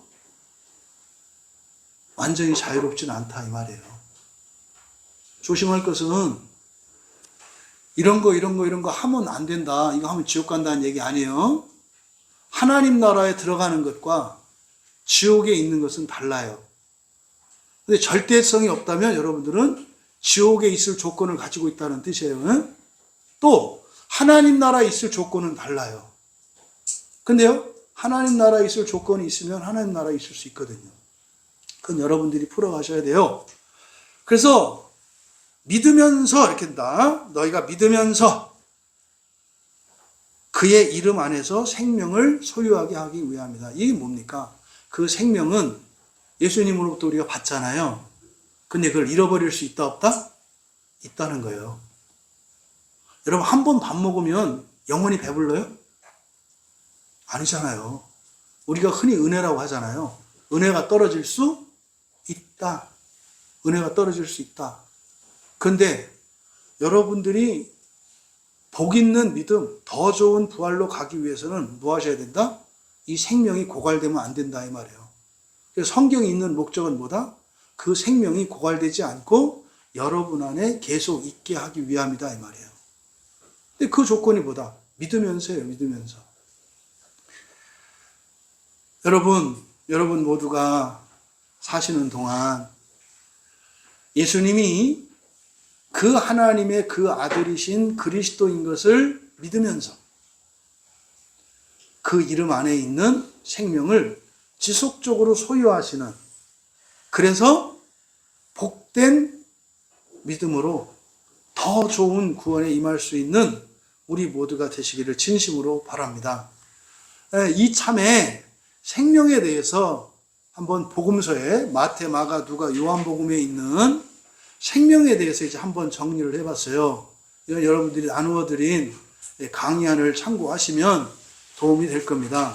그런데 생명이라고 하는 조회, 이거는 또 요한복음의 중요한 키워드라고 했죠. 그 강의안에도 써있죠. 숫자, 그죠? 요한복음에 사용된 횟수, 마태, 마가, 누가복음에 사용된 횟수, 명사로 사용된 횟수, 동사로 사용된 횟수. 근데 현격할 정도로 요한복음에 많이 쓰이고 있죠. 생명이라는 단어가, 명사가 요한복음에는 37번 사용되는데요. 마태, 마가, 누가 합쳐봐야 이거 몇 번이요? 17번밖에 안 돼요. 세 개의 복음서 전체를 합쳐봐야 요한복음에 사용된 수의 절반밖에 안 된다고요. 네? 그러니까 이 생명이라고 하는 것이 굉장히 중요한 핵심어예요. 그래서 지금 끝에서 지금 뭐 얘기하는 거예요? 이 복음을 기록하지 않은 것과 기록한 이유가 있다. 그걸 무엇과 연결시켜요? 생명과 연결시키고 있잖아요. 그래서 생명할 때 여러분들이 대조되는 게 있어요. 생명, 이 조회라고 하는 생명과 대조되는 게 뭐죠? 푸시케예요. 아마 다른 목사님들이나 다른 교회에서 이 생명과 관련해서 이렇게 설교를 들으셨던 분은 목사님들 중에 이게 바이오스를 얘기하는 분들이 있어요. 이 바이오스 얘기하는 분들은 옛날 주석가들의 해석을 보고 그냥 얘기하는 거예요. 예, 바이오스는 그냥 생활이에요, 생활. 우리의 삶이 바이오스고요. 예, 성경에서 말하는 생명은 두 개 개념이 있어요. 조회라고 하는, 이거는 하나님의 생명을 나타내는 거예요. 그 다음에 육체의 생명을 나타내는 게 뭐예요? 이게 푸시케예요. 이게 이제 영어로는 주로 영혼, 마음 이렇게 번역되어 있거든요. 그러니까 성경은 두 개의 생명에 대해서 말해요. 육체의 생명과 하나님의 생명에 대해서. 근데 요한복음에서 강조하는 건 뭐예요? 이 조회라고요. 그러니까 복음서, 성경 자체가 생명, 하나님의 생명을 가지는 거예요. 생명, 하나님의 생명. 그래서 공관복음에 보면은요, 뭐 몇 번 사용되지도 않았습니다만은 공관복음에서 생명에 대해서 얘기하는 교훈은 첫째가요, 많은 사람들은 생명을 위해서 살려고 하지 않는다는 거예요. 이게 공관복음의 교환이에요. 많은 사람들이 생명을 위해서 살려고 하지 않아. 그럼 뭘 위해서 살려고 한다는 거예요? 육체의 목숨을 위해서 살려고 한다 이 말이에요.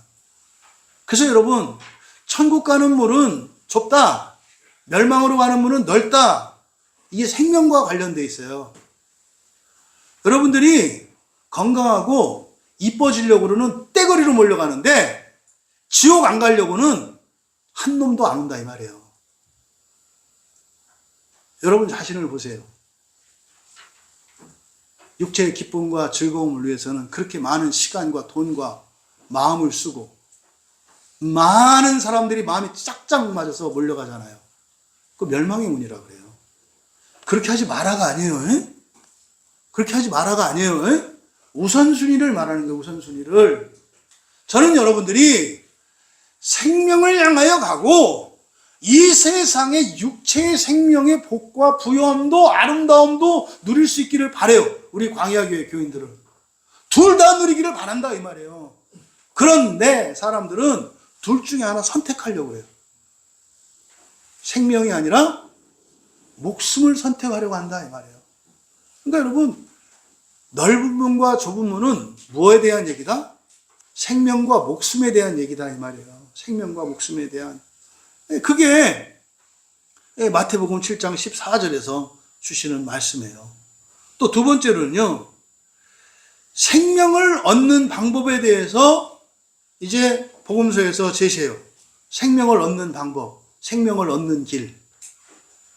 첫째, 마태복음 19장 17절하고 누가복음 10장 27절에서 계명을 지켜서 생명을 얻을 수 있다 그래요. 이때 계명은 사랑 계명이에요. 질문할게요. 도전적인 질문이에요. 옛날에 우리나라 기독교 들어오기 전에 흔히 말해서 살신성인했던 분이 있어요. 자기를 위해서 사는 게 아니라 남을 위해서 살았던 사람들. 그 사람 생명의 그 사랑의 계명을 지킨 거예요, 안 지킨 거예요? 지킨 거예요. 똑바로 아셔야 돼. 예수님을 믿을 수는 없었죠, 그 사람들은. 누군지도 모르니까. 그런데 그 사람들이 일반 계시, 일반 은총을 통해서 사랑의 계명을 지키면서 살았어요. 여러분, 우리나라라는 나라가 말입니다. 이 사회 지도층이라는 게 얼마나 폼나는 나라였느냐면 말이죠. 부자가 되려면요, 부자의 자존심이 있어요. 우리 집으로부터 100리 안에는 굶어 죽는 사람이 없게 하겠다가 우리나라 부자들이 가지는 마음이에요. 우리나라 정치 지도자들은 말입니다. 나는 그냥 한 벌 옷으로 살고 말이죠. 배고픈 백성들을 배불리게 하면 내가 사는 것보다 더 기쁘게 하는 것을 기쁨으로 더 자랑스러웠던 게 우리나라 지도자들이 가지고 있던 양식이에요. 이게 우리나라예요. 이게 뭡니까? 이게 사랑의 계명이라고. 그러니까 성경은 분명히 얘기해요. 사랑의 계명을 지키면 뭐한다? 생명을 얻을 수 있다. 이게 여러분들이 가지고 있는 교리와 충돌할 수 있어요. 근데 성경의 가르침이 그렇다니까요. 또 마태복음 19장 29절과 마가복음 10장 30절에서는 뭐라고 하냐면 생명을 최고의 가치로 여기고 다른 것들을 기꺼이 버릴 수 있는 사람도 생명을 가졌다 그래요. 그러니까 예를 들어서 그 생명을 위해서 결혼 안 하고 살기로 하는 뭐 신부님이나 뭐 수녀님들이나 뭐 이런 사람들, 또 독신 있잖아요. 근데 그냥 뭐 살다 보니 이런 게 아니라 정말로 그 생명을 위해서 재산이고 가족이고 이런 모든 것들을 덜 사랑하는 거예요. 그런 사람도 생명을 가질 수 있다고 해요.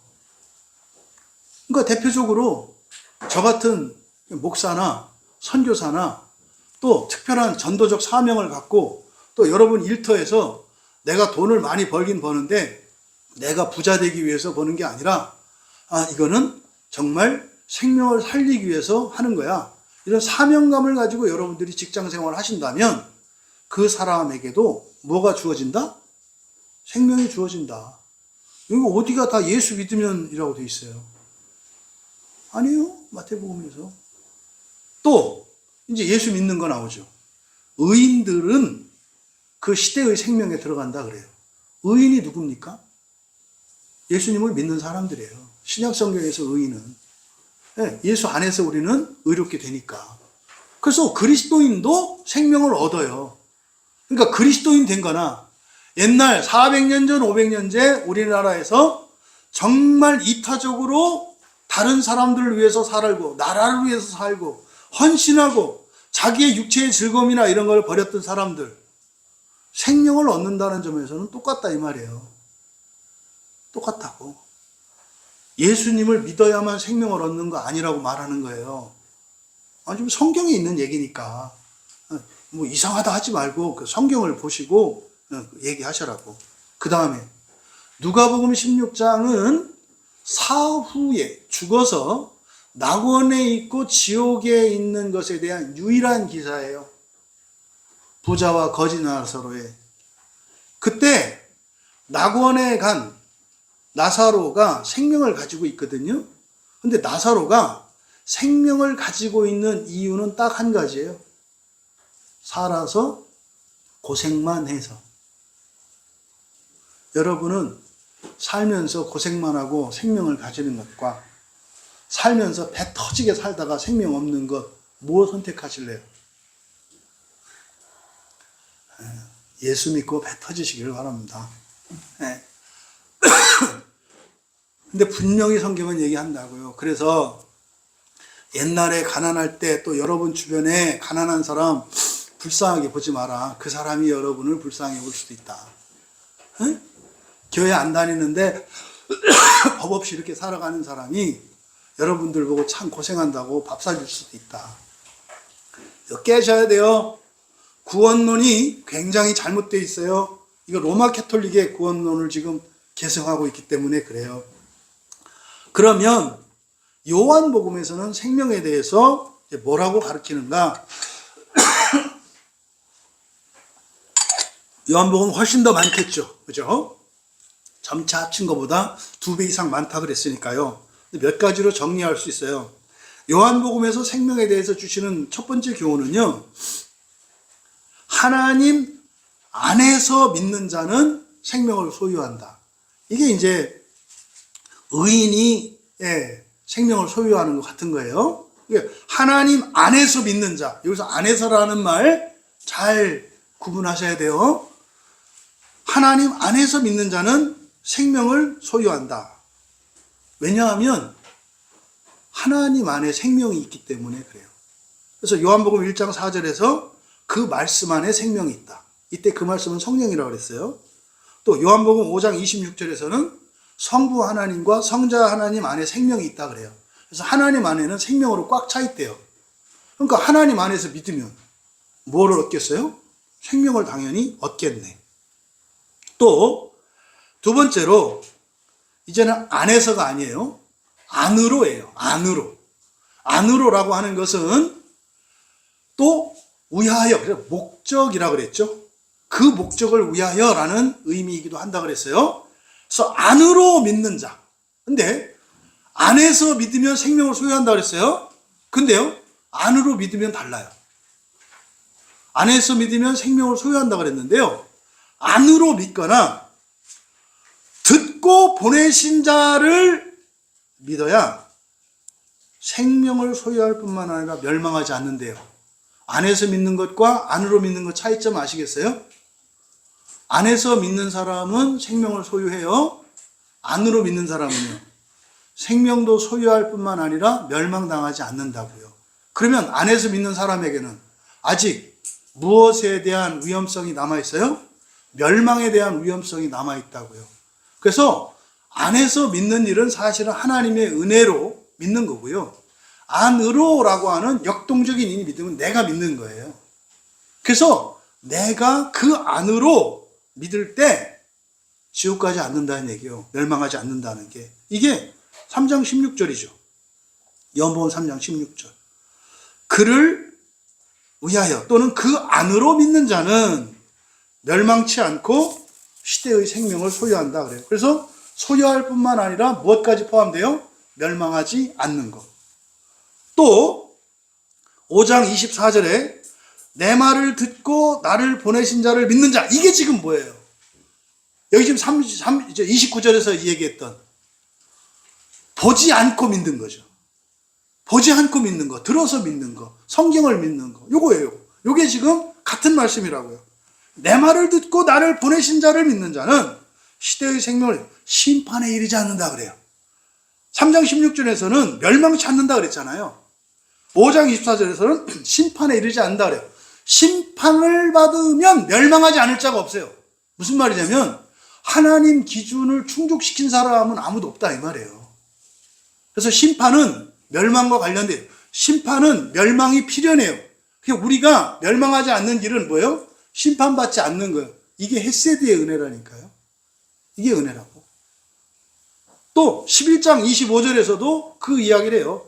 내 안으로 믿는 자는 멸망할지라도 살 거다 그래요. 또 믿으며 살아있는 자는, 살아있는 모든 자는 믿으며, 이거 이제 분사형이죠. 여기 지금 31절에서 얘기하는 거하고 같은 거예요. 뭐 한다? 멸망하지 않는다 그래요. 그래서요, 생명을 얻는 것과 멸망하지 않는 것은 일치하는 건 아니에요. 예수 믿는다고 지옥 안 가는 거 아니다 이 말이에요. 예수 믿고도 지옥에 갈 수 있다. 바꿔 말하면 구원받은 신자도 지옥에 갈 수 있다. 우리는 무엇을 목표로 살아야 된다? 예수를 믿고 지옥에 가지 않도록 복 있는 믿음으로 더 좋은 부활을 향해서 살아가요. 여러분, 정확한 거예요. 보세요. 10년만 지나고 20년만 지나면 우리 교회에서 들었던 설교를 모든 교회에서 저는 다 들을 수 있게 되기를 믿고 소망해요. 성경이 그렇게 써 있다니까요. 지금 구절들 읽어드리잖아. 세 번째, 생명을 가진 자가 선한 일을 해야 생명의 부활로 나와요. 생명을 가진 자가 뭐 해야 생명의 부활로 나온다고요? 선한 일. 여기서 조심해야 돼요. 선한 일 할 때 경고, 삐오. 도덕적인 선이 아니에요.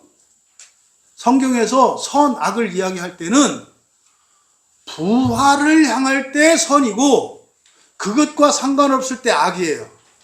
하나님 나라를 위할 때 선하고 하나님 나라와 상관없을 때 악이에요.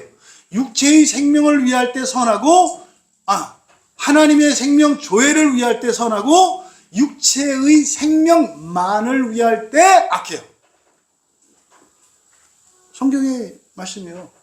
5장 29절에 그랬죠. 선한 일을 행한 자는 생명의 부활, 악한 일을 행한 자는 심판의 부활로. 이때 선악 조심해라. 착한 일하고 이런 거 아니다. 부활을 위해서예요. 여러분들이 교회를 다녀요. 근데요, 부활을 위해서 다녔어요. 선한 일을 하신 거예요. 그저 이 세상에서 배 터지게 먹고 살라고만 살았어요. 악한 거예요. 부활하실 겁니다. 교회를 다녔으니까. 그런데 심판의 부활로 나오시게 될 겁니다. 여기서요, 나오다라고 하는 말이 에크포리오마이 그랬어요. 이 에크포리오마이는 뭐예요? 에크는 어디로 붙어라는 뜻이거든요. 그러니까요, 에크포리오마이는 그러니까요, 지옥에서 낙원으로라고 하는 의미가 내포되어 있어요. 에크라고 하는 전치사는 출발지와 목적지가 정해져 있거든요. 그래서요, 심판의 부활이나 생명의 부활이나 다 어디에서 어디로? 지옥에서 낙원으로. 지옥에서 낙원으로를 의미해요. 그런데 심판의 부활은 심판을 받고 멸망해서 지옥에 갔다가 이렇게 나오는 거고요. 생명의 부활은요, 심판받지 않고 어디서? 땅에서 하늘로 가는 거예요. 땅에서 하늘로 가는 사람은 죽는 즉시 낙원에 갈 거고요. 심판의 부활로 나온 사람은 죽어서 지옥으로 가실 겁니다.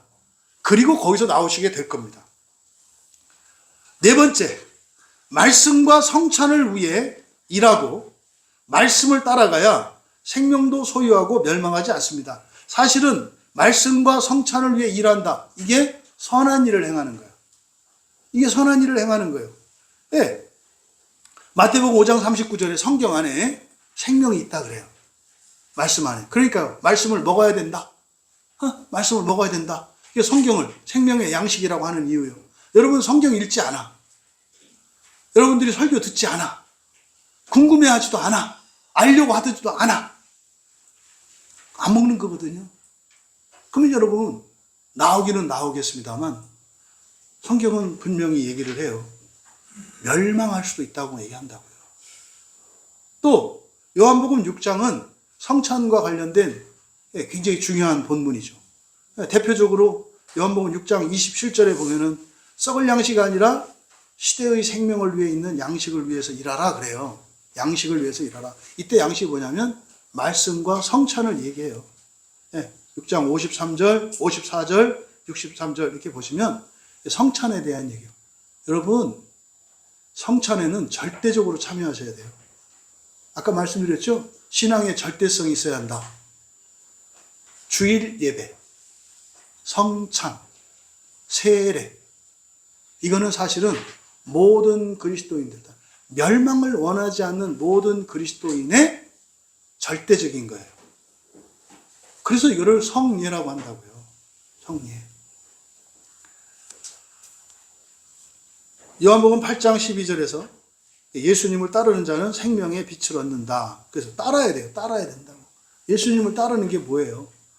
예배 나오시고 성찬에 참여하시고 또 예수님 말씀대로 살려고 몸부림하시고, 요한복음 10장 28절에서는 내 말을 듣고 따른 이들에게 시대의 생명을 주고 그 시대를 위해 멸망치 않고 뺏지 못한다. 여기서 제가 시대의 생명이라고 번역한 건 우리말 성경에 영생이라고 되어 있는 거예요. 영생할 때 그 영혼이라고 하는 아이니오스는 영혼이 아니라 시대예요, 시대. 그 시대라는 건 뭡니까? 그 시대, 그러면 천년왕국 시대를 말하는 거고요. 그냥 시대의 생명하면은 우리가 사는 그 시대를 살아갈 수 있는 생명을 말하는 거예요. 그리고 마지막 5번째로, 육체의 목숨을 미워하는 자는 생명을 위해서 살아간다. 그렇지 않으면 살아도 유익하지 않다, 이렇게 말해요. 조심할 것은 성경에서 미워하다라고 번역된 대부분의 말은 덜 사랑한다는 뜻이에요. 그러니까 육체를 미워하라 이렇게 잘못하면 이게 고행이나 금욕주의로 아니에요. 그리고 가난하고 힘들게만 아니에요. 잘 살라고 하신다니까요.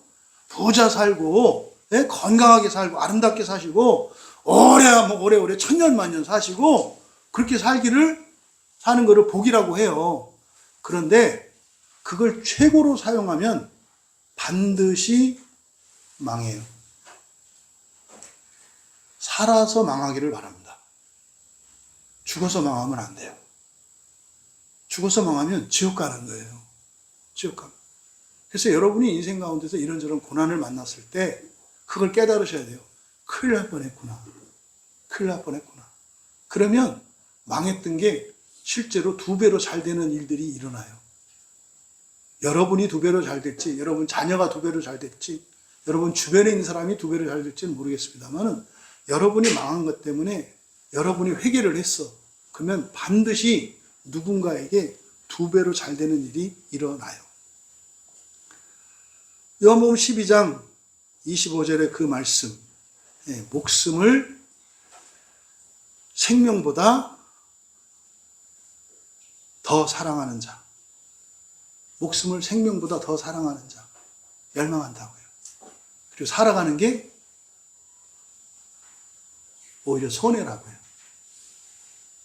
육체만을 위해서 오래 살면 살수록 더 손해라고요. 사실은 그런 사람은 그냥 지금 그냥 가시는 게 다 지옥의 시간을 줄이기 위해서. 근데요, 안 들어가시는 거 보니까 우리에게 아직 회개할 가능성이 남아있기 때문에 하나님이 생명을 주요. 여러분 돌이키세요. 육체의 목숨을 위해서 살지 마세요. 생명을 위해서 사세요. 그 안에 육체의 목숨도 다 포함되어 있다니까요. 정리하겠습니다. 여러분, 이 놀라운 생명의 복음 앞에서 우리는 우리들 스스로의 신앙과 인생을 점검하면서 질문을 좀 던져봤으면 좋겠어요.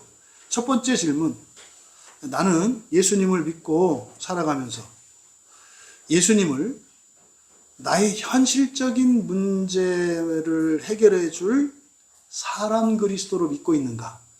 아니면 나를 부활시켜 하나님 나라에 들어가게 하시는 성자 하나님 그리스도로 믿고 있는가? 여러분의 생각이 아니라 여러분의 삶을 통해서 점검하셔야 돼요. 두 번째로, 나는 이 땅에서 잠시 숨쉬다 언젠가는 사라질 육체의 목숨과 영원한 생명 중 어느 것을 더 사랑하며 살아가고 있는지 점검하셔야 돼요. 어렵지 않아요. 지난 한 주 여러분의 삶을 보시면 돼요.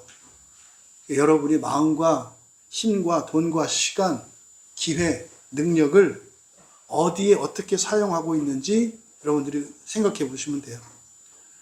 끝으로 세 번째, 나는 그리스도인으로서 신앙을 지키면서 예수님이 나누어 주신 그 생명, 즉 성령과 늘 함께 동행하며 살고 있는가? 모든 의사결정에, 또 여러분이 기쁠 때 슬플 때 언제나 하나님과 함께하고 있는지, 그래서 여러분의 삶 속에 나의 주 나의 하나님에 대한 신앙 고백이 나오고 있는 건 아닌지, 누구 때문에 뭐 때문에 이게 아니라 하나님으로 인해서, 하나님 때문에 이런 자기 신앙 고백을 가질 수 있는 우리 모두가 되기를 바랍니다. 여러분, 하나님이 우리에게 생명을 주셨어요. 아까 이제 생명에 대해서 살펴봤잖아요. 그러니까요, 기독교가 우리나라 들어오기 전에 착하고 성실하고 열심히 그리고 이타적으로 살았던 사람들은 또 그런 방식으로 하나님이 생명을 주셨구나. 근데 그것만으로는 더 좋은 구원을 향해서 갈 수 없구나. 그래서 성경을 주신 거구나. 교회를 세우신 거구나. 그거는요, 그럼 교회 들어오기 이전 사람들도 교회 다니는 우리들을 통해서 그렇게 생명을 얻었던 사람들이라면 같이 첫째 부활할 수 있게 되는 거구나. 여러분 조상 가운데 죄송하지만 만신창이 인생을 살았던 사람은 피할 수 없어요. 잠깐이라도 가셔서 그거 다 고치고 회개하고 먼저 인간이 되셔야 돼요. 죄송하지만. 그 다음에 그건 각자가 해야 되는 일이고, 여러분들의 믿음으로, 여러분들이 받은 은혜로 그분들도 첫째 부활에 들어갈 수 있다는 것을 기억하시기 바랍니다. 요한복음은요, 성령 안에서 예수님이 그리스도요, 그 하나님의 그 아들이심을 믿게 하고, 또 그것을 믿으면서 살아가는 이들에게 그 이름 안에서 그 생명으로 멸망치 않고 하나님 나라에 들어가도록 기록되었다는 거예요. 이게 결론입니다.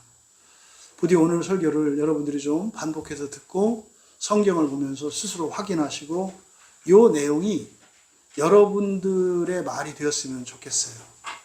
이 말들이.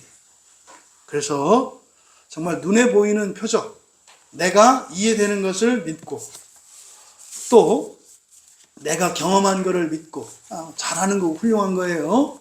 그걸 넘어서 믿어지지 않고, 그리고 경험되지 않은 그런 성경에 있는 모든 약속을 믿음으로 복된 그리스도인들 되셔서 더 좋은 부활에 임하시기를 주님의 이름으로 축원합니다.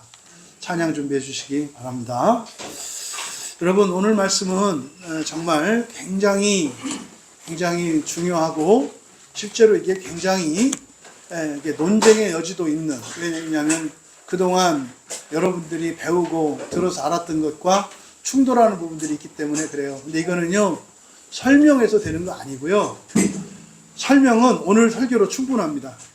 그럼 이것을 여러분들이 자꾸 읽고 성경을 확인하시고 고민하시면서 여러분 스스로가 여러분 스스로를 설득시키고 여러분이 믿을 수 있어야 돼요. 그래서 이 요한복음 20장 30절, 31절 이 설교만큼은 언제 어디에서나 누구에게나 말할 수 있기를 바랍니다. 그리고 이걸 여러분들이 정확하게 아시게 되잖아요. 다른 분들한테 충고해 줄 수 있고 바로잡아 줄 수 있고 문제의 원인을 진단해 줄 수 있고 그럴 수 있게 됩니다. 그 은혜와 유익을 누리시기를. 그래서 이게 단지 우리 교회만이 아니라 모든 교회와 모든 그리스도인들에게 유익이 되기를 진심으로 바랍니다. 주 예수 나의 산소망, 이분은 누구십니까? 위대한 사람이 아니라 누구시라는 거예요? 그 하나님의 그 아들이시라는 거예요. 그분이 우리의 그리스도에서 우리를 부활시키기 위해, 심판이 없는 생명의 부활로 인도하시기 위해 오셨다는 거예요. 설교 내용을 생각하시며 함께 찬양합니다.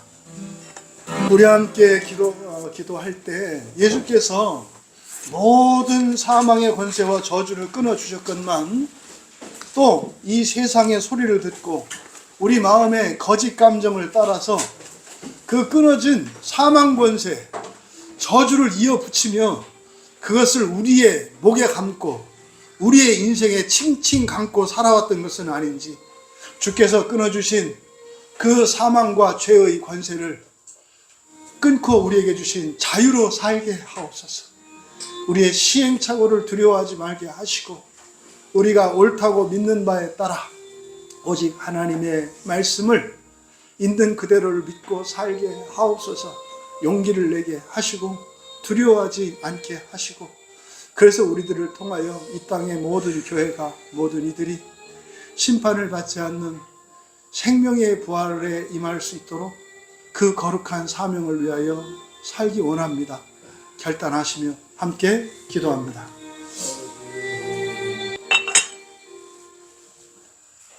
살아계시는 하나님 아버지, 이 성경 말씀을 통해 이 세상의 모든 인생이 소중하고 값지며 후회할 것 없으며 또 억울하고 부당한 것 없으며 언제나 기뻐하고 감사하며 살아갈 수 있는 것임을 깨닫게 하여 주시옵소서.